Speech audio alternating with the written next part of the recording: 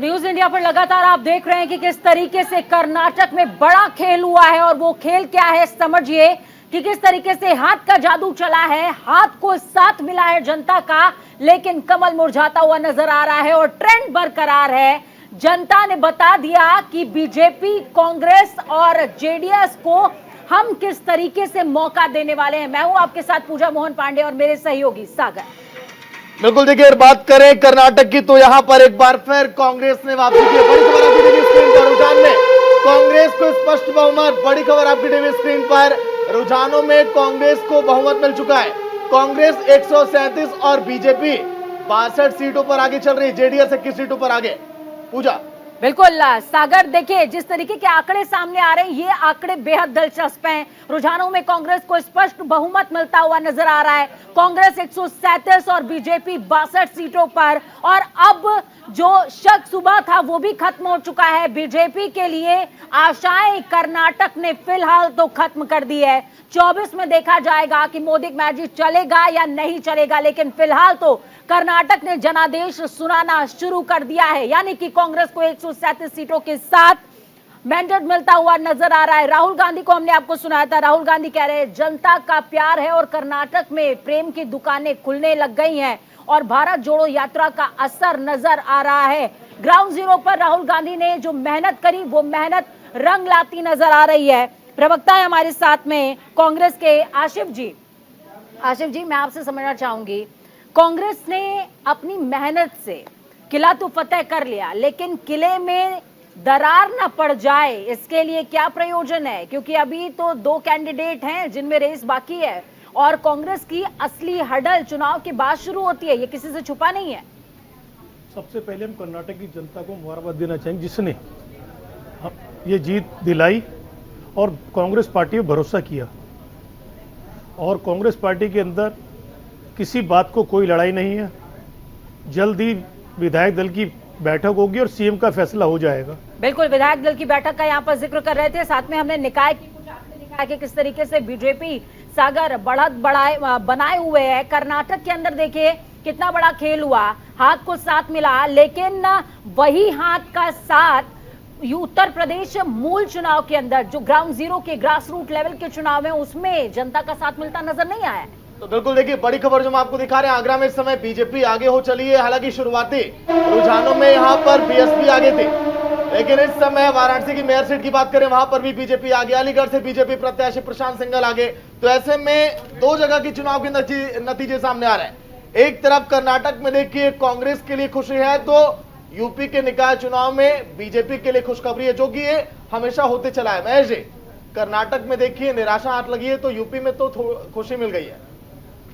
बिल्कुल, राकेश जी जुड़े हुए हमारे साथ में, प्रवक्ता हैं, माफ कीजिएगा राजनीतिक विशेषज्ञ हैं। राकेश जी, जिस तरीके से ये ट्रेंड टूटता हुआ नजर आया, सबसे बड़ी बात ये बड़ी खबर सामने आ रही है, इस बीच यूपी की सभी 17 मेयर सीटों पर बीजेपी आगे चल रही है।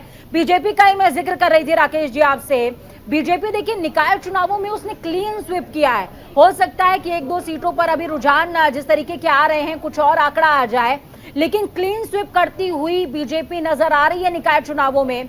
और कर्नाटक के अंदर कांग्रेस का होल्ड, इसको आप किस तरीके से देखते हैं? देखिए, कर्नाटक में जो चुनाव हुआ और कांग्रेस जीती है, इसमें 2 राय नहीं है कि जनता की नाराजगी मुंबई सरकार से थी, उनकी नाकामी थी। और जनता की नाराजगी के बाद अगर विपक्षी दल और उसका नेता अगर उसको अपने पक्ष में नहीं कर पाता है तो उसकी नाकामी है। इसमें डीके शिव कुमार ने बहुत ही उनके प्रबंधन कौशल, उनकी रणनीति और उनके आक्रामक प्रचार को मैं श्रेय देता हूं कि कर्नाटक में जो कांग्रेस की जीत हुई है वो डीके शिव कुमार के जरिए ही संभव हो पाई है। और मुंबई सरकार के खिलाफ जो नाराजगी थी उसको डीके शिव कुमार ने अपने प्रबंधन के तहत जेडीएस के खाते में न जाते हुए अपने खाते में बुनाया और एक तरह से एक तरफा जीत हासिल हुई। लेकिन जहां तक राहुल गांधी की सवाल है, प्रियंका गांधी का सवाल है, राष्ट्रीय नेतृत्व का सवाल है, तो वही इनका गृह जनपद अमेठी, रायबरेली, 2 राज्यसभा के सदस्य इमरान प्रतापगढ़ी, प्रमोद तिवारी, जो विधानमंडल दल की नेता हैं, आराधना मिश्रा प्रतापगढ़,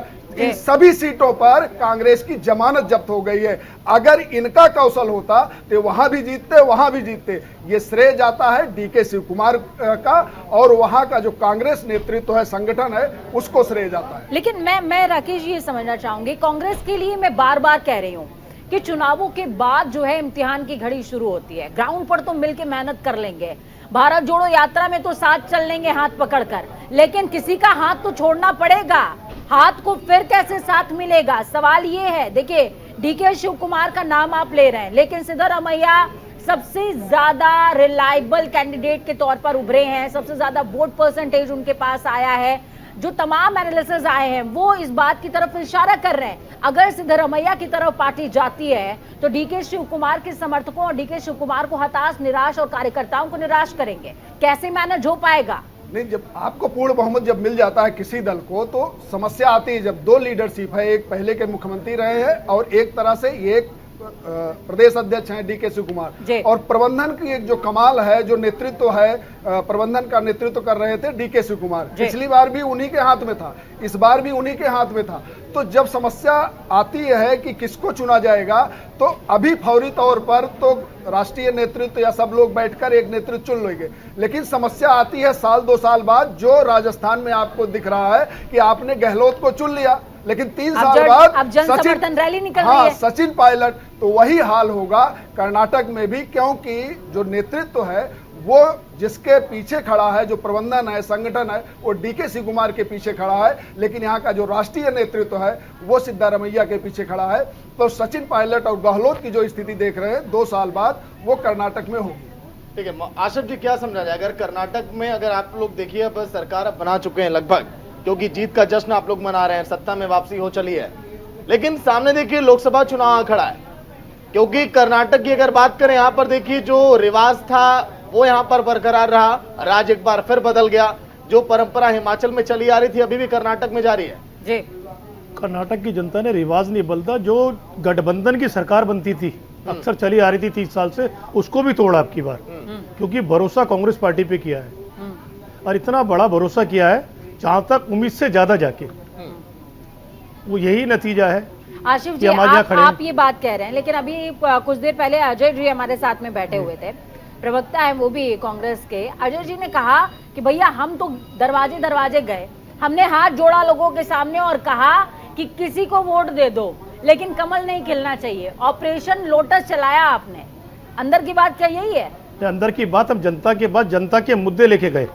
जो हालात कर्नाटक के अंदर 40% कमीशन खोरी हो रही थी उसको मुद्दा बनाया और उससे जनता वहां की तरस थी। तो महंगाई को लेके बीजेपी आशिफ जी आपको कह रही है, बीजेपी अब आरोप लगाना उसने शुरू कर दिया है, कह रहे हैं आप तो 40% भ्रष्टाचार के आंकड़े के साथ आ गए, लेकिन 85% का क्रेडिट जो आपका रहता है उसको कैसे भुनाइएगा? अगर प्रधानमंत्री की बात पे यकीन किया जाता, जो उन्होंने 85% कहा, तो जनता में वोट ही नहीं देती। कर्नाटक की जनता ने प्रधानमंत्री को नकार दिया, उनके हर अल्फाज को नकारा है। हमने देखा किस तरीके से उन्होंने कहा था, किस तरीके से मुद्दे बनाए थे। हमने अपनी 5 गारंटी के साथ में जनता के बीच गए। प्रधानमंत्री ने कहा था हम 100 स्मार्ट सिटी बनाएंगे, हमें ढूंढे से एक नहीं मिली, मिलती है तो हमें मिलते हैं भाजपा के 5 स्टार होटल वाला कल्चर जो ऑफिस बने हुए। दिल्ली जाइए, असम जाइए, महाराष्ट्र जाइए, हर जिले में जाइए, आपको 5 स्टार रूप में भाजपा का कार्यालय मिलेगा। ये तो विकास हमने देखा है, लेकिन हिंदुस्तान की जनता का विकास होते हमने कहीं नहीं देखा। इसलिए प्रधानमंत्री के ऊपर जनता ने भरोसा छोड़ दिया, हिमाचल ने भी और कर्नाटक में नहीं भी। लेकिन देखिए यहाँ पर आशिफ जी, राकेश जी जुड़े हुए हमारे साथ में। राकेश जी ने साफ तौर पर कहा कि जो आपका क्षेत्रीय नेतृत्व था, स्थानीय नेतृत्व था, डीके शिव कुमार हो गए, सिद्धरामैया हो गए, आपके कार्यकर्ता हो गए, ग्राउंड जीरो पर उन्होंने एक दिन मेहनत नहीं करी है, वो साल दर साल लगातार मेहनत कर रहे हैं। क्या आप उन कार्यकर्ताओं को निराश कर देंगे? क्या आप उन कार्यकर्ताओं को समेट नहीं पाएंगे? अब सवाल ये भी तो उठ रहे हैं। जो कर्नाटक की जनता ने मेहनत की है वही उन्हीं विधायकों में से मुख्यमंत्री बनेगा, उन्हीं लोगों में से बनेगा जो सड़क पे घूमे हैं, दर दर घर जाके वोट मांगा है।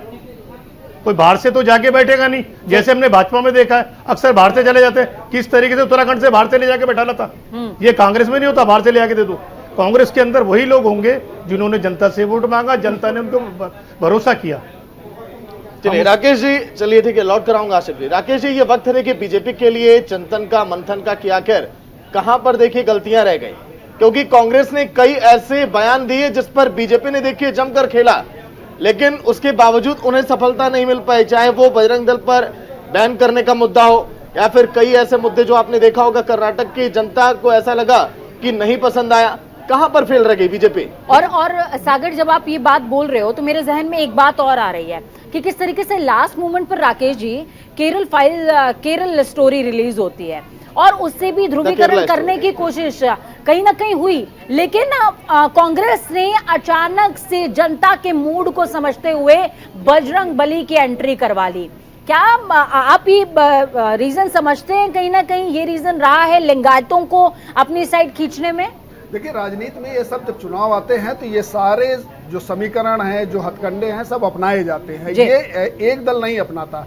और बीजेपी की अपनी खासियत ये है, जो एक तरह से मैं देखूं तो इस बार कांग्रेस ने भी अपनी ताकत के साथ, सोनिया गांधी तक ने एक रैली की, 57 रैलियां डीके शिव कुमार ने की, खड़गे ने की, राहुल गांधी ने रोड शो किया, तो पूरे नेतृत्व ने वहां अपना नेतृत्व और ताकत झोंकी। जबकि पहले ये डिफेंसिव हो जाते थे कांग्रेस के लोग, लेकिन बीजेपी की खासियत आप एक विधानसभा चुनाव उठा के देखिए, एक भी विधानसभा चुनाव नहीं होगा जिसमें बीजेपी ने ऊपर से लेकर नीचे तक पूरी ताकत न लगाई हो। हार जीत अपनी जगह है और इससे अगर कांग्रेस सीख रही है तो अच्छी बात है, उसको सफलता भी मिली। ठीक है राकेश जी, महेश जी जुड़ गए बीजेपी के प्रवक्ता। स्वागत है महेश जी न्यूज इंडिया पर। महेश जी, शिव कुमार जी ये कह दिए कि बीजेपी का चैप्टर क्लोज और मोदी जी फेल, मानते हैं क्या आप लोग भी? मैं तो ये मानता हूं कि जो जनादेश है उसका कहीं सम्मान करना चाहिए। डीके शिव कुमार को अपनी बात को रखनी चाहिए और एक भ्रष्टाचार मुक्त एक शासन और प्रशासन देने का एक बात होनी चाहिए। और सबसे पहले तो कांग्रेस को यही काम करना चाहिए, अगर वहां वाकई उन्नति आप चाहते हैं। चलिए, हमारे पे तो शकील जी कह रहे हैं या कांग्रेस कह रही है कि हम कहीं 40% कमीशन खोरी चक्कर में हम हार रहे हैं, या जो अभी वस्तु स्थिति है, जो अभी की वस्तु स्थिति को हम आकलन अगर करके देखें तो हम कहीं बहुत पीछे हैं। जी आसिफ जी बैठे हुए कांग्रेस की तरफ से स्टूडियो में, सर बधाई तो दे दीजिए इन्हें। नहीं, बधाई क्या, इनको तो मिठाई भेजनी चाहिए। शुक्रिया जी, मुंह मीठा कराए। शुक्रिया आपको भी। तो सबसे पहली बात तो यह है कि जो महेश जी, आपको यहाँ पर थोड़ा सा रोकेंगे। कांग्रेस की तरफ से एक वीडियो ट्वीट किया गया है, तमाम दर्शकों को दिखा दें वो वीडियो क्या कुछ कहानी बयां कर रहा है। देखिए किस तरीके से बजरंग बली का ये वीडियो ट्वीट हुआ है, इसमें 40% और बीजेपी का साइन है हटता हुआ और कांग्रेस का हाथ का चिन्ह आता हुआ, हाथ को जनता का साथ कर्नाटका में मिलता हुआ। महेश जी जुड़े हुए हैं हमारे साथ में। महेश जी, मैं आपसे समझना चाहूंगी, देखिए आप लगातार कह रहे हैं कि अब कई ऐसे मुद्दे हैं जिस पर कांग्रेस को काम करने की जरूरत और उन्हें काम करना चाहिए, लेकिन आपको नहीं लगता कि बीजेपी को भी काम करने की जरूरत थी पहले? क्योंकि जिस तरीके से बीएस येदियुरप्पा को उन्होंने राजनीति से संन्यास ले लिया तो आपने उनको साइडलाइन कर दिया, आप ग्राउंड के नेता को पहचान नहीं पाए। आपने सोचा जिस तरीके से ट्रिपल इंजन की सरकार हमने मांग ली निकाय चुनाव में उत्तर प्रदेश में, वही जादू जो है मोदी मैजिक कर्नाटका में भी चल जाएगा, वो चला नहीं साहब। नहीं, उत्तर प्रदेश चुनाव में जिस तरह से हमने परचम फहराया, वाकई सच में ऐसी प्रचंड जीत तो कभी बड़ी ऐतिहासिक जीत है हमारे उत्तर प्रदेश में। और हम इस बात के लिए सच में मुख्यमंत्री योगी जी का और हमारे 36 लाख के आसपास पन्ना प्रमुख जो काम कर रहे थे, संगठन की शक्ति और सरकार की शक्ति दोनों वहां कहीं काम आई। इस बात के लिए साधुवाद और धन्यवाद उत्तर प्रदेश के कार्यकर्ताओं को। लेकिन दूसरी तरफ अगर मैं बात को कहीं डीके शिव कुमार जी की बात को कहीं समझूं तो मैं समझता हूं कि सबसे पहले अगर कोई चीज कांग्रेस को करना चाहिए और डीके शिव कुमार जी को करना चाहिए राजनीतिक सूचिता के लिए, तो उनको कोई भी पद और पदवी जो है सरकार में नहीं लेना चाहिए। उनको किसी भी तरह से मुख्यमंत्री का जो एक बनाने का जो एक अभी से वो जो सपना देख रहे हैं, क्योंकि जो आदमी के जिसके घर से 11 करोड़ रुपया मिला, जो आदमी 600 करोड़ का जो है गबन देश का जो एक जिनके ऊपर 600 करोड़ रुपए का जो है आज की डेट में उनकी प्रॉपर्टी अटैच है, जो उन्होंने अवैध कमाई करी है 600 करोड़ से ज्यादा की। ठीक है, अगर महेश जी देखिए निकाय चुनाव के भी रुझान देखिए सामने आ चुके हैं लगभग, और जीत यहां पर बीजेपी की भी लगभग तय मानी जा रही है कई सारी मेयर सीटों पर। हैदर अली गाजियाबाद से सहयोगी जुड़ गए हैं। हैदर, शुरुआती रुझानों में सहारनपुर से सपा आगे थी, आगरा से बीएसपी और कानपुर में तो देखिए कांग्रेस आगे चल रही थी, लेकिन इस समय ऐसा लग रहा है कि बीजेपी लगभग 17 सीटों पर आगे चल रही है, जीत भी प्राप्त कर सकती है। हैदर, अगर गाजियाबाद की बात की जाए तो गाजियाबाद में या इसके अलावा भी बात की जाए तो सुबह से ही जब काउंटिंग शुरू हुई थी तो दबदबा बीजेपी का ही था। जो प्रत्याशी थे, खासकर बीजेपी के अंदर एक विद्रोह था, जो प्रत्याशी टिकट मांग रहे थे उसको ढीला उन्होंने निर्दलीय चुनाव लड़ा तो वो जीत कर आए हैं। तो कहीं ना कहीं बीजेपी को ही मंथन करने की जरूरत पड़ेगी, क्योंकि अब ये जो शुरुआत है वो सेमीफाइनल है 2024 का। तो 2024 का जो चुनाव होगा तो कहीं ना कहीं जो निर्दलीय बने हैं वो किसी और पार्टी में जाने के बाद नुकसान कर सकते हैं। बिल्कुल। अगर बात की जाए तो गाजियाबाद में मेयर का जो चुनाव है वो 25 साल से बीजेपी जीतते हुई आई है, दोबारा जीती है, एक ऐतिहासिक जीतों से जीती है। वहीं अगर बात करें तो कहीं ना कहीं जो और बीजेपी पार्टी से चेयरमैन हुआ करते थे वो अगर आरएलडी में गए हैं तो वो जीत कर आए हैं। जी हैदर, मैं ये समझना चाहूंगी, देखिए नंदकिशोर गुर्जर से बात हो रही थी, लोनी क्षेत्र में है वो, और उनका साफ तौर पर कहना था बहुत ज्यादा आश्वस्त थे वो अपनी जीत को लेकर के। हालांकि मेयर की सीट उनके पाले में चली गई, लेकिन जो छोटी सीटें हैं, जो एकदम ग्राउंड लेवल की सीटें हैं, वो बीजेपी की तरफ इशारा नहीं कर रही हैं, यानी कि ग्राउंडों पर बीजेपी कमजोर है, ये बात उनको स्वीकार करनी पड़ेगी। जी बिल्कुल, लेकिन पूजा मंथन करने की बहुत ज्यादा जरूरत उनको पड़ेगी। तो जिस तरीके से चुनाव जीते थे वैसा चुनाव ये नहीं रहा, क्योंकि जो बीजेपी की जो यहाँ से जीती है, जो मनोज धामा की बीवी है रंजना धामा, वो पहले बीजेपी में हुआ करती थी, लेकिन दोनों में आपस की लड़ाई जो फूट डली तो अरुणाचल लोकदल में पहुंच गई, जिसके बाद वो आज जीती है। और यही कहीं ना कहीं मंथन करने की जरूरत पड़ेगी ग्राउंड के ऊपर, क्योंकि कहीं ना कहीं जो शहर चुनाव जीत लेते हैं, शहर वहाँ पर गढ़ रहा है। लेकिन अगर बात करें देहात की, तो देहात में कहीं ना कहीं कमल को है ना कहीं हुआ दिखाई दे रहा है। 2024 के लिए बहुत बड़ी नुकसान हो सकता है। बिल्कुल, यहाँ पर महेश जी भी बने हुए। ठीक है, शुक्रिया हैदर आपका पूरी जानकारी के लिए। महेश जी से लगातार देखिए जवाब हम ले रहे हैं, लेकिन राकेश जी के पास चलते हैं। राकेश जी, देखिए कई ऐसे मुद्दे हैं चुनाव के पहले हमने देखा था, भाषा को लेकर जो विवाद खड़ा हुआ था कर्नाटक में, कई बार हमने विरोध देखा बीजेपी का। आपने देखा कई बार हिजाब को लेकर जब बवाल हुआ उस समय भी कई बार लोगों ने आरोप लगाया बीजेपी पर, और हाल ही में नंदिनी दूध को लेकर भी जमकर सियासत गरमाई, जो कि आत्मा है कहा जाता है कर्नाटक के लोगों की, वहां के लोगों का सम्मान है। क्या इन सब मुद्दों को अगर देखें हम तो वहां पर बीजेपी को नुकसान हुआ है? देखिए, ये सारे मुद्दे जब चुनाव आए हैं तो चुनाव के इर्द गिर्द घूमते हैं। जब चुनाव आता है तो नए नए मुद्दे, तात्कालिक मुद्दे राजनीतिक दल, राजनीतिक नेता उठाते रहते हैं। छोटे छोटे इशू पर, छोटे छोटे मुद्दों से वो लोगों को अपनी तरफ करना चाहते हैं। लेकिन जो पहले का कार्यकाल, जितने दिन मुंबई सरकार रही, आकलन उसका होता है कि मुंबई सरकार ने लोगों के लिए क्या किया, उन्होंने जो किया उसको लोगों ने अनुभव किया कि नहीं किया। अगर अनुभव नहीं किया, उनके हित में मुंबई सरकार ने काम नहीं किया, तो जो विपक्षी नेता है, विपक्षी दल है, वो अपने प्रबंधन के जरिए वो कैसे उनको अपने पाले में लाते हैं, ये महत्वपूर्ण होता। तात्कालिक मुद्दे 1% इधर उधर हो सकते हैं, लेकिन पूरा कार्यकाल मुंबई सरकार का और उस समय की सरकार और संगठन वहां का, वो दोनों जिम्मेदार होते हैं। लोगों के बीच में संगठन क्या करता है, संगठन सरकार और जनता के बीच में पुल का काम करता है। तो संगठन भी फेल हुआ है। इसी पर मैं प्रतिक्रिया ले लेता हूं महेश जी की। महेश जी, अब देखिए मोदी मैजिक के भरोसे बीजेपी हमेशा रही है। महेश जी जुड़े, क्या आवाज मिल पा रही है? महेश जी का संपर्क शायद टूट गया है। राकेश जी, मैं आपसे समझना चाहूंगी, आप कह रहे हैं कि जो मुंबई सरकार है उसके खिलाफ जो जनता का अविश्वास धीरे धीरे डेवलप हुआ, और धीरे धीरे जिस तरीके की बीजेपी की कार्यशैली रही उसने अपने आप में ये मैंडेट खड़ा किया है। मैं ये समझना चाहूंगी, देखिए बीएस येदियुरप्पा की मैं बात कर रही हूँ, साथ में जो 2 और पूर्व मुख्यमंत्री रहे हैं, जगदीश शेट्टार की मैं बात कर लूं, जगदीश शेट्टार हो गए, लक्ष्मण सावदी की बात कर लूं, तीनों लिंगायत से आते हैं। लिंगायत वोट परसेंटेज, बार बार इस बात का मैं जिक्र कर रही हूँ, एक तो दलित वोट परसेंटेज, लिंगायत, इन दोनों ने खेला किया है। क्या आप ये मानते हैं कि लिंगायत के जितने भी बड़े लीडर्स थे, बड़े फेस थे, वो बीजेपी की तरफ से जब दरकिनार किए गए तो लिंगायत वोट परसेंटेज में फर्क पड़ा है? नहीं, ऐसा नहीं है। अगर ऐसा होता तो जगदीश शेट्टार हारते नहीं।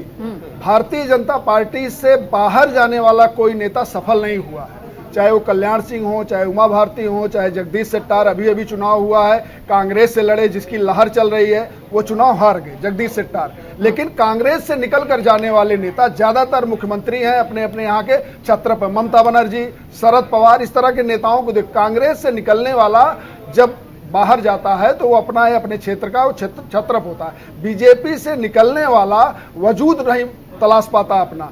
ये दोनों में अंतर है। और तीसरा जो आपका सवाल था वो क्या था, ये हम फिर से दोहराएंगे आप? बीएस येदियुरप्पा का मैंने जिक्र किया था कि जिस तरीके से उन्होंने संन्यास ले लिया, लेकिन उसके बावजूद भी उनकी पकड़ को दरकिनार किया बीजेपी ने, वो उसके लिए थोड़ी सी मुश्किल खड़ा करता हुआ नजर आया। ये येदियुरप्पा जी भी समझ रहे थे और बीजेपी संगठन भी समझ रहे थे। हाँ, क्योंकि दोनों को होता क्या है कि जब वैचारिक आधार पर येदियुरप्पा वैचारिक कार्यकर्ता रहे, कल्याण सिंह वैचारिक कार्यकर्ता रहे, उमा भारती वैचारिक कार्यकर्ता रही है, ये जब बाहर किसी ने परिवार में थोड़ा मनमुटाव होता है, जब बाहर जाते हैं एहसास करते हैं कि नहीं मेरी मुख्य धारा वही है, तो येदियुरप्पा को भी लगा और पार्टी संगठन को भी लगा, इस वजह से इस रास्ते पर आए। चलिए महेश जी ये गलती अपनी एक्सेप्ट करते कि नहीं, एक बार पूछ लेता हूं महेश जी।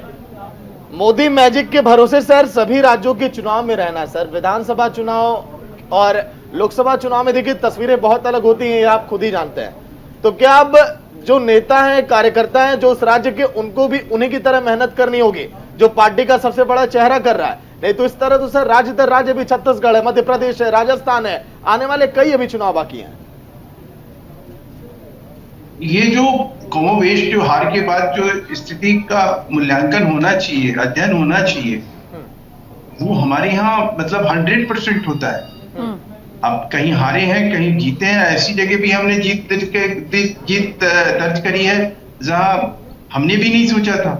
नॉर्थ ईस्ट देख लीजिए, छोटे छोटे राज्यों में जिस तरह का हमारी जीत का प्रचंड वहां हमने स्थापित किया, वो हमारे भी सोच और समझ से कहीं आगे चल के था। लेकिन अब सवाल है कि कर्नाटक हार से हम किस तरह से आगे बढ़ेंगे। महेश जी एक सवाल मेरा एक सवाल आपसे रहेगा, वो सवाल हम ब्रेक के बाद आपसे पूछेंगे क्योंकि वक्त छोटा सा ब्रेक का हो गया है।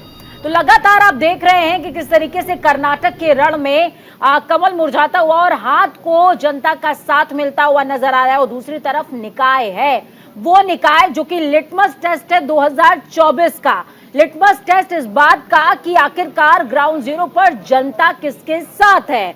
वक्त छोटे से ब्रेक का, ब्रेक के उस पार लगातार ये चर्चा जारी है। तो जनादेश 2023 आप देख रहे हैं, मैं आपके साथ सागर मिश्रा। ब्रेक के बाद एक बार फिर से आप सभी का स्वागत करता हूं। लेकिन आपको याद होगा कुछ दिन पहले हमने कर्नाटक के एक एक रीजन को लेकर आपको बताया था। इस बार कर्नाटक में हर एक रीजन में कांग्रेस ने बाजी मारी। एक बड़ी खबर आपकी टीवी स्क्रीन पर फिलहाल कर्नाटक से जुड़ी है। रुझानों में कांग्रेस को स्पष्ट बहुमत मिल चुका है। फिलहाल कांग्रेस बहुत आगे निकल चुकी है। कांग्रेस 137 और बीजेपी 62 सीटों पर आगे चल रही है। आपको एक बयान याद होगा डीके शिव कुमार का, जिन्होंने ये कहा था कि 140 सीटें कर्नाटक में हम जीतेंगे। अगर ये रुझान तब्दील हो गए पूरी तरह से परिणामों में, तो ये कहा जाएगा कि डीके शिव कुमार की वाणी आज के दिन सत्य साबित हुई है। बिल्कुल सागर, ये बात कही जाती है कि दिन भर में एक बार शायद जबान पर सरस्वती का वास होता है, तो उस समय जिस समय डीके शिव कुमार ने ये बोला होगा सरस्वती का वास हो, या फिर ये भी कह सकते हैं कि डीके शिव कुमार ने जिस तरीके से ग्राउंड पर मेहनत करी है, अपने कार्यकर्ताओं को, एक एक वोटर को परखा है, उनके पास इतना तगड़ा एनालिसिस था कि वो 140 के आंकड़ों को लेकर के सामने आए थे। आसिफ जी हमारे साथ में जुड़े हुए हैं। आसिफ जी, सिर्फ उटव्वल या फिर आपके पास क्लियर लीडर है? हमारे पास लीडर है। कौन? कर्नाटक की जनता हमारी सबसे बड़ी लीडर है। बाकी विधायक हमारे लीडर है, अरे तय करेंगे बस इतना बोल के आप देखिए सुबह से यही बयान चल रहा है। महेश जी हंस दिए, महेश जी भी हंस दिए यहाँ पर।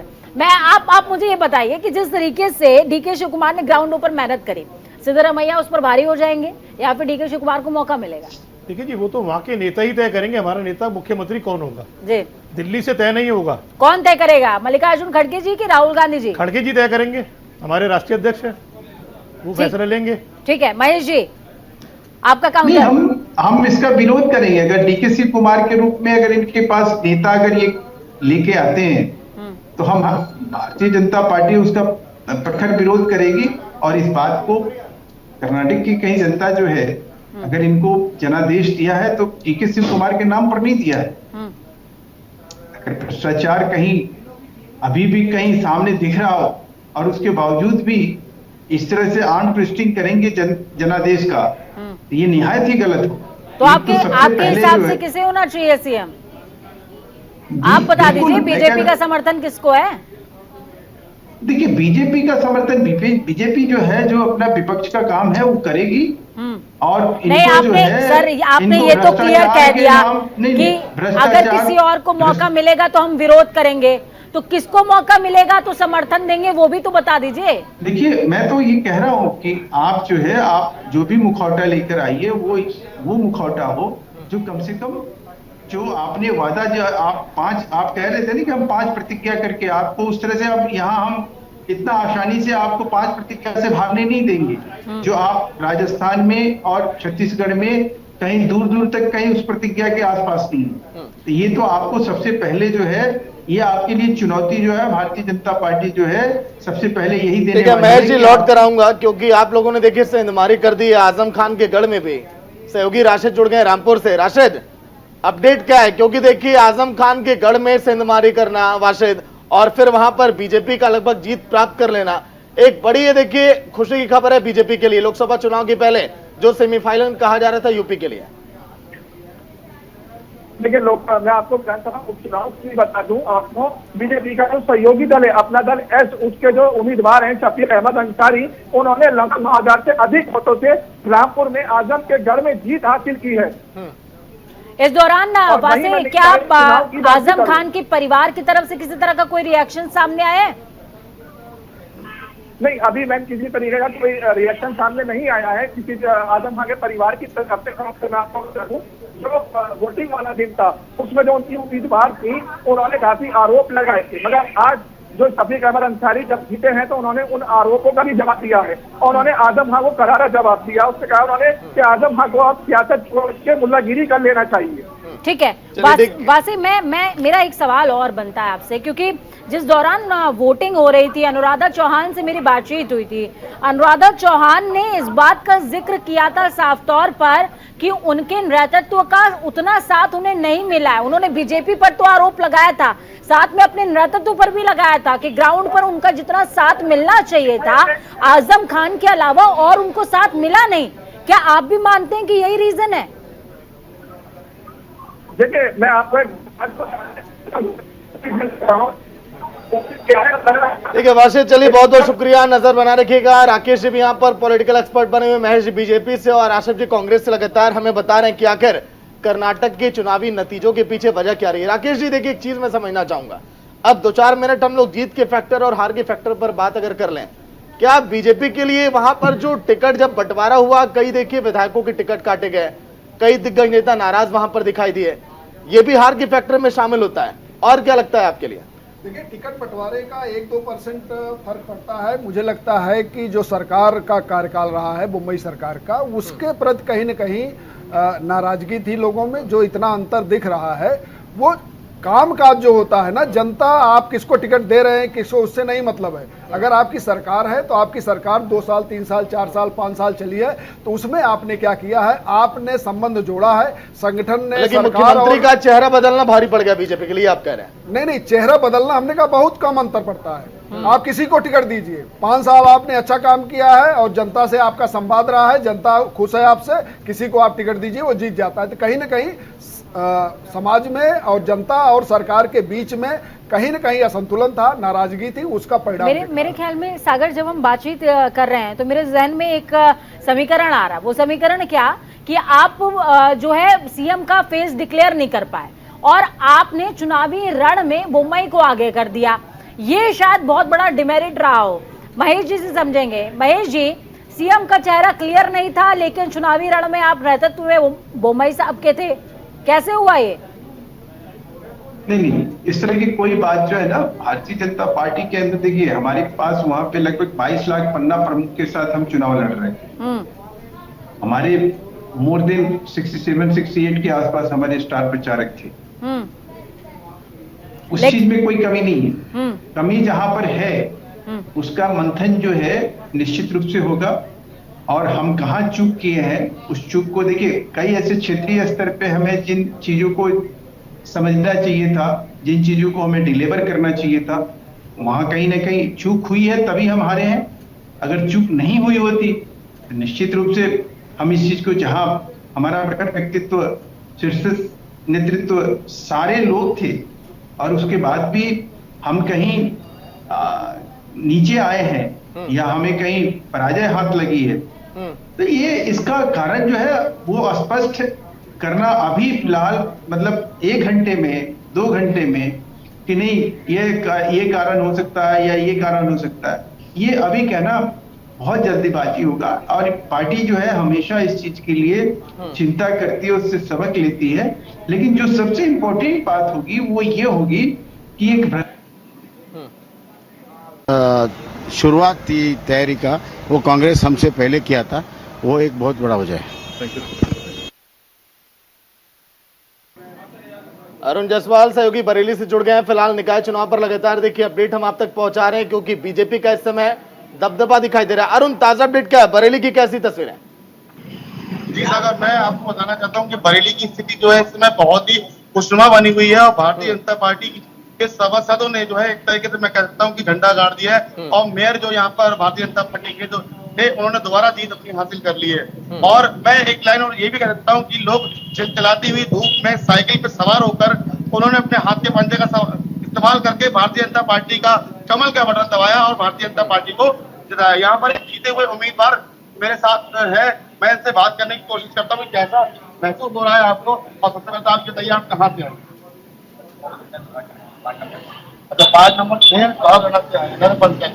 देखिए ये तो इस बार नगर पंचायत के जीते हुए प्रत्याशी है, आपने कौन से अपने कार्य किए थे जो जनता ने आपको दोबारा जो जिताया है? हमने सबसे पहला काम तो बिजली को लेकर किया था, लाइट की प्रॉब्लम को जो दिक्कतें आती थी, सबसे पहला काम हमारी प्राथमिकता है। फिर उसके बाद प्रधानमंत्री जो आवास योजना थी तो लगभग हमने अपने पार्टी को लगभग 60 लाभार्थियों को कराए थे। देखिए, भारतीय जनता पार्टी की बहुत सारी ऐसी स्कीमें थी जिनको इन्होंने जो है उनको जनता तक पहुंचाया, जिसके चलते इनका कहना ये है कि जनता ने इनको दोबारा मौका दिया। यहाँ पर ऐसे ही वार्ड नंबर की मैं कहूँ लगभग यहाँ पर 80 वार्ड है और 80 वार्डों में से अभी रुझान अभी आना रह गए, लेकिन जितने भी रुझान आए उनमें ज्यादातर विजयी जो प्रत्याशी है वो भारतीय जनता पार्टी के। चलिए, शुक्रिया बहुत बहुत पूरी जानकारी के लिए अरुण। लौट कर आऊंगा आपके पास। फिलहाल देखिए कर्नाटक पर भी चर्चा हम कर रहे हैं, समय समय पर निकाय चुनाव के बारे में भी हम आपको बता रहे हैं। एक बड़ी खबर आपकी टीवी स्क्रीन पर चुनाव के परिणामों से जुड़ी है। कर्नाटक में बंपर जीत के बाद राहुल गांधी का बयान सामने आ चुका है। मीडिया के सामने उन्होंने जिक्र किया कि गरीबों की शक्ति ने अमीरों की सरकार को हरा दिया है। राहुल गांधी का कहना, मोहब्बत इस देश को अच्छी लगती है। राहुल गांधी का कहना, क्योंकि राहुल गांधी ने जब भारत जोड़ो यात्रा की शुरुआत की थी तो उन्होंने कहा था कि मोहब्बत की दुकान कांग्रेस के पास और नफरत को हम हटाने के लिए आए। बिल्कुल बड़ी खबर है, हम जानकारी दे रहे हैं। पहली कैबिनेट में पूरे करेंगे 5 वादे, ये कहना है राहुल गांधी का। ये कर्नाटक की जनता की जीत है। बड़ी खबर है, हम जानकारी राहुल गांधी के बयान के तौर पर आपको बता रहे हैं। लोगों का तहे दिल से धन्यवाद दिया है राहुल गांधी ने। कर्नाटक में बम्पर जीत के बाद राहुल गांधी का बयान सामने आया है। उन्होंने कहा है कि गरीबों की शक्ति ने अमीरों की सरकार को धराशायी कर दिया, हरा दिया। इस बीच मोहब्बत की इस देश को जरूरत है, वो अच्छी लगती है, ये भी राहुल गांधी कहते नजर आए हैं। ये कर्नाटक की जनता ने दिखा दिया है। राहुल गांधी का बयान आपको बता रहे हैं। कर्नाटक में नफरत का बाजार बंद हो गया है, ये कहा है राहुल गांधी। भारत जोड़ो यात्रा की पूछा हम जिक्र करें तो भारत जोड़ो यात्रा के दौरान राहुल गांधी ने इस बात का जिक्र किया था, लेकिन क्या कहा राहुल गांधी ने वो भी आपको सुनवाते हैं। सबसे पहले मैं कर्नाटक की जनता को, कर्नाटक में कांग्रेस पार्टी के सब कार्यकर्ताओं को, सब नेताओं को और जो हमारे सब नेताओं ने कर्नाटक में काम किया उनको बधाई और धन्यवाद देता हूं।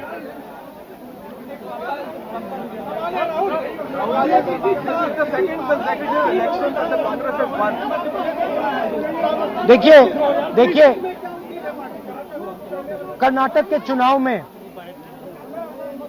एक तरफ क्रोनी कैपिटलिस्ट की ताकत थी, दूसरी तरफ गरीब जनता की शक्ति थी और शक्ति ने ताकत को हरा दिया। और यही हर स्टेट में होगा। कांग्रेस पार्टी कर्नाटक में गरीबों के साथ खड़ी हुई, हम गरीबों के मुद्दों पर लड़े। और मुझे सबसे अच्छी बात यह लगी कि हमने नफरत से, गलत शब्दों से ये लड़ाई नहीं लड़ी। हमने मोहब्बत से, प्यार से, दिल खोल के ये लड़ाई लड़ी और कर्नाटक की जनता ने हमें दिखाया कि ये देश मोहब्बत को कर्नाटक में नफरत की बाजार बंद हुई है, मोहब्बत की दुकानें खुली हैं। ये सबकी जीत है। सबसे पहले ये कर्नाटक की जनता की जीत है। हमने चुनाव में कर्नाटक की जनता से, गरीब जनता से 5 वायदे किए थे। मैंने अपने भाषण में कहा, खारगे जी ने भाषण में कहा, सब नेताओं ने भाषण में कहा था कि हमारे 5 वायदे हैं। हम इन वायदों को पहले दिन पहली कैबिनेट मीटिंग में पूरा करेंगे। मैं फिर से कर्नाटक की जनता को दिल से बधाई देना राहुल गांधी को सुन रहे थे आप। इस बीच निकाय चुनाव से जुड़ी हुई बड़ी खबर, अहम जानकारी सामने आ रही है। रायबरेली चेयरमैन पद की तीसरे राउंड की गिनती पूरी हो चुकी है। बड़ी खबर, अहम जानकारी, कांग्रेस प्रत्याशी को अब तक 25,549 वोट मिले हैं। बीजेपी को 14,200, सपा को 6,285।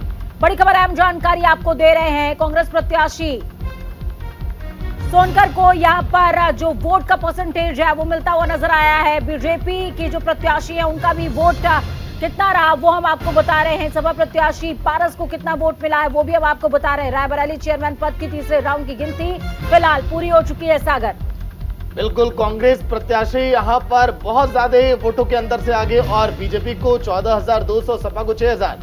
अपना दल की रिंकी कोल देखिए, मिर्जापुर की बात करें तो 96 विधानसभा उपचुनाव अपना दल एस वहां पर जीती और अपना दल की रिंकी कोल ने सपा की कीर्ति को हरा दिया। बड़ी खबर जो आप देख रहे हैं। बिल्कुल, और सागर इस जगह पर दोनों ही प्रत्याशी कोल थी, रिंकी कोल और कीर्ति कोल, लेकिन रिंकी कोल को चुना है जनता ने।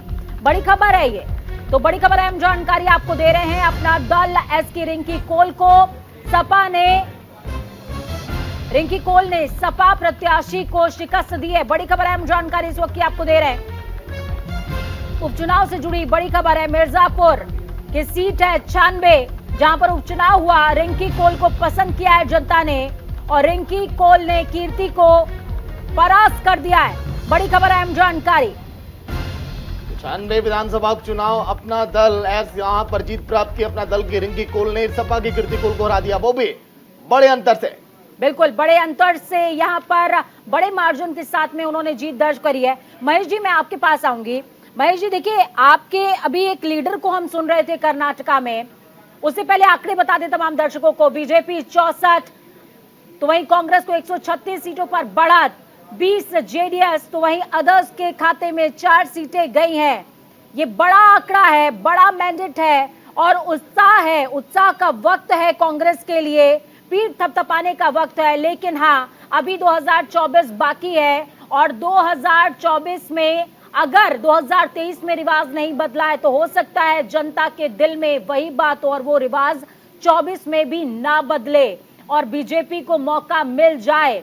यहाँ पर मैं महेश जी के पास जाऊंगी। महेश जी, अभी आपको हम सुन रहे थे, वो साफ तौर पर कहते नजर आए कि कांग्रेस ने इस बार चुनाव की तैयारी हमसे पहले शुरू कर दी थी।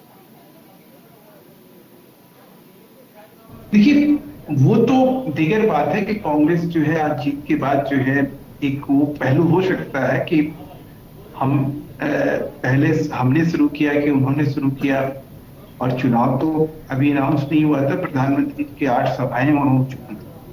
तो आप तो ये कहना कि भाई हमने कांग्रेस ने पहले कर दिया या हमने पहले कर दिया, बात वो नहीं है। आज की डेट में आज इस चुनाव को जीतने के बाद जो सबसे बड़ी अजीबोगरीब स्थिति दिख रही है वो दिख रही है मुझे मल्लिकार्जुन जी को लेकर।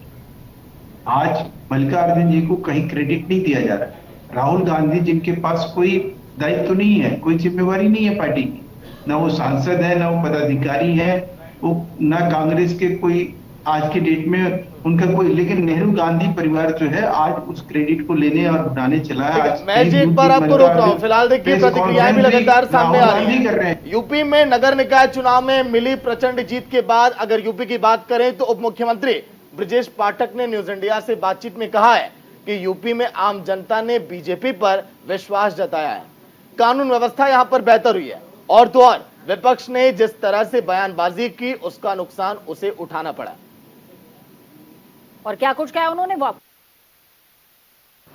निकाय चुनाव में भारतीय जनता पार्टी मेयर की 17 से 17 सीटों पर जीत हासिल कर रही है। हमारे साथ बात करने के लिए उत्तर प्रदेश के डिप्टी सीएम ब्रजेश पाठक जी।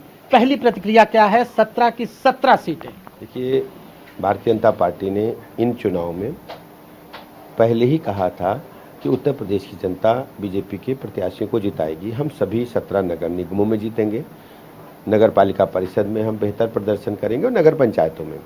परिणाम उसी के अनुकूल हैं और आदरणीय प्रधानमंत्री नरेंद्र मोदी जी की गरीब कल्याण योजनाएं जन जन तक पहुंची हैं और उत्तर प्रदेश की कानून व्यवस्था को सब लोगों ने सराहना किया है और ये उसी का नतीजा है कि उत्तर प्रदेश में हम लोगों ने 17 में चुनाव जीत में हासिल की और बाकी जो नगर पालिका परिषद है, नगर पंचायत है, वहाँ भी हमने अच्छा परिणाम लिया। अच्छा, स्ट्रेटेजी क्या रही इस बार चुनाव की, क्योंकि प्रबंधन जिस तरह से रहा? भारतीय जनता पार्टी एक दिन के लिए काम नहीं करती।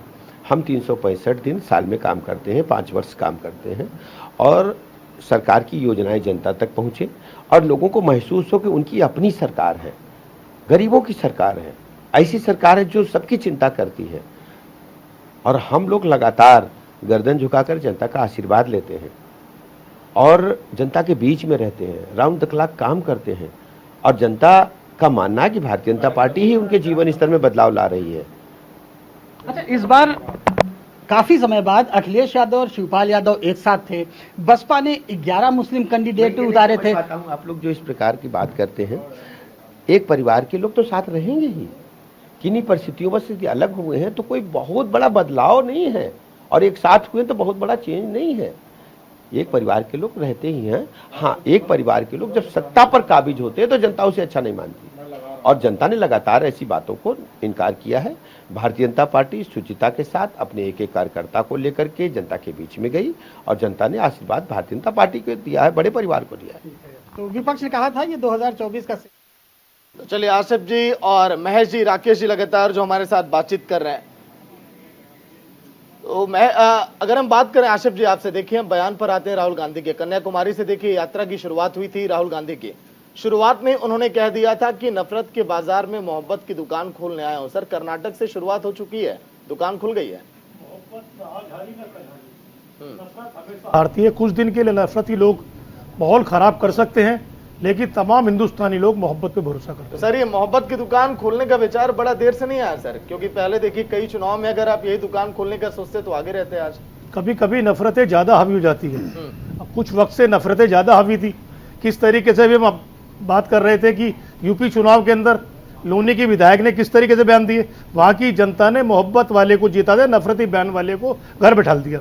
तो तमाम हिंदुस्तान के अंदर अब नफरत करने वालों को लोगों का खात्मा होने जा रहा है, करप्शन करने वाले लोगों का खात्मा होने जा रहा है और उन लोगों का जो उद्योगपति के लिए काम करते हैं, गरीब जनता के लिए जो काम करेगा वो जीतेगा। जनता ने, कर्नाटक की जनता ने बता दिया है किस तरीके से गरीब जनता की बात की गई, किस तरीके की कर्नाटक सरकार भ्रष्टाचार के साथ खड़ी हुई थी, कमीशन खोरी कर रही थी। जनता की बात कहाँ ध्यान देंगे वो लोग जब ठेकेदारों के साथ खड़े होकर हिस्सा बांटेंगे। किस तरीके से येदियुरप्पा जी के ऊपर करप्शन के आरोप थे, किस तरीके से भाजपा ने चुनाव जीतने के लिए पिछले टर्म में उन्हें आगे लेके आए, जबकि वो करप्शन के सारे मुकदमे उनके ऊपर लगे हुए थे। खुद मुख्यमंत्री बनते तो अपने ऊपर तमाम मुकदमे भाजपा के लोग वापस ले लेते हैं। किस तरीके से योगी आदित्यनाथ को हमने देखा, अपने ऊपर लगे हुए 18 मुकदमे वापस ले लिए। जब आप लोगों को अब जनता चुनेगी, जनता चुन रही है आपको अच्छे के लिए, आप मुख्यमंत्री बनिए, तमाम करप्शन के क्रिमिनल मुकदमे अपने ऊपर से वापस ले लें, ये कौन सी वजह है? अब ऐसा वक्त खत्म हो चुका है। मोहब्बत करने वाले लोग जीतेंगे, नफरती लोग हारेंगे। ठीक है, मोहब्बत करने वाले जीतेंगे। राकेश जी, बीजेपी के मिशन 2024 के लिए टेंशन? कोई टेंशन नहीं। मेरा साफ मानना है बीजेपी के लिए जो नेतृत्व है, नरेंद्र भाई मोदी के नेतृत्व में जब बीजेपी जाएगी लोकसभा चुनाव में और राहुल गांधी के नेतृत्व में जाएगी कांग्रेस या उसका गठबंधन, तो आमना सामना होगा और फर्क साफ है। जहां तक ये बार बार बात आ रही है, लगातार बात आ रही है, एक भारत जोड़ो यात्रा का असर है, नफरत है और मोहब्बत की दुकान खुल गई। राहुल गांधी का अपना ही बयान, एक दिन उठते कहते हैं कि बहुत नफरत है, मैं कन्याकुमारी से कश्मीर तक देश बट गया है, बहुत नफरत है। और 3000 किलोमीटर चलने के बाद अपने बूढ़े बुजुर्ग सारे नेताओं को 4 बजे सर्दियों में उठा देते थे, 3000 किलोमीटर पूरी पार्टी को रास्ते पे ला दिया। और जब कश्मीर पहुंचते हैं तो उनका बयान होता है, लेकिन सब लोगों से राकेश जी ये मिलने आए हैं क्योंकि कर्नाटक में कांग्रेस की एक बड़ी जीत हुई है। रास्ते पर लाकर मेहनत करवा देने का असर कर्नाटक मिल रहा है। अरे मेहनत कैसा, आप जिस लिए जा रहे हैं 3000 किलोमीटर पार्टी को उतार दिया सड़क पर और आखिरी मुकाम पर पहुंचने के बाद कह रहे हैं कि मैं लोगों से मिला, कोई नफरत नहीं है, सब प्रेम से मिलजुल रहे हैं। इसको क्या कहेंगे आप? ये नेतृत्व होता है, ये क्षमता होती है कि आप 3000 किलोमीटर पार्टी को, छोटे बड़े नेताओं को आपने रास्ते पर उतार दिया कि बहुत नफरत है, और मुकाम पर पहुंचने के बाद कह रहे हैं कोई नफरत नहीं है, सब मोहब्बत से मिलजुल रहे हैं। वो क्या हुआ? 3000 किलोमीटर जो संघर्ष हुआ, पूरा पार्टी पैसा खर्च हुआ, पूरा संसाधन खर्च हुआ। 70 साल के नेताओं ने सर्दियों में 4 बजे उठ के यात्रा की तैयारी कर रहे थे। अरे आपको मोहब्बत की दुकान, आपको पता होना चाहिए था कि कश्मीर जब पहुंचने के बाद आपको इल्हाम होगा कि कोई मोहब्बत नहीं है। ये तो है नेतृत्व। क्या मुकाबला करेंगे नरेंद्र भाई मोदी का? लेकिन अगर ये स्टंट उनके काम आ रहा है राकेश जी, तो कहीं आपको ऐसा लगता नहीं है कि 24 के लिए प्रिपरेशन में अगर वो अभी से जुट गए तो बीजेपी के लिए थोड़ी सी खतरे की घंटी हो सकती है? स्टंट कभी काम आता नहीं है। वाकई में आपने सही शब्द इस्तेमाल किया, ये स्टंट था इनका। मैंने आपकी बात को कोट किया नहीं। मैं ये कहता हूं कि ये जरूर मैं मानता हूं कर्नाटक के स्थानीय नेताओं, चाहे वो डीके शिव कुमार हो, चाहे सिद्धारमैया हो, चाहे वहां का संगठन हो, श्रेय उनको जाता है।